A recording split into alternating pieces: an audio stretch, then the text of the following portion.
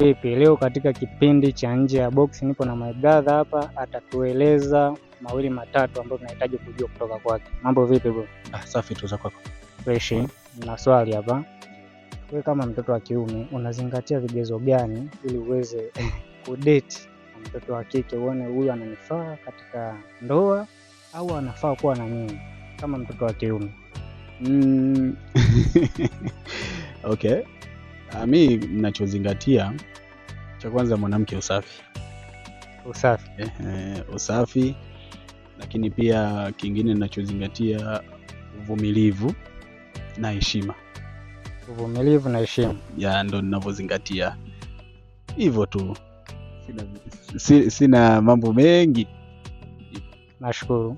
Je, una ushauri gani wa kuwapa vijana au watoto wa kiume kama katika swala zima la mahusiano? Ushauri kwa watoto wa kiume jamani, msiwapige watoto wa watu.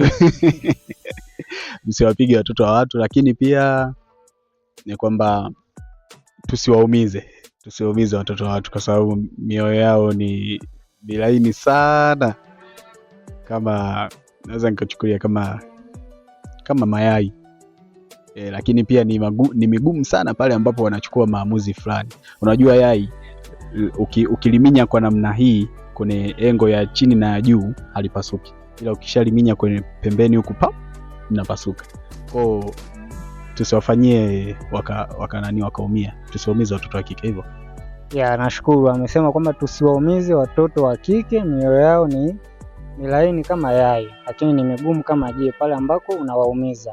Nashukuru sana. Nilikuwa na my brother KB Makucha, anajishughulisha na masuala mazima ya urembo kwa watoto wa kike. Karibu, na ukitaka kufanya naye biashara utamkuta maeneo ya Arusha, Kilala. Nashukuru sana.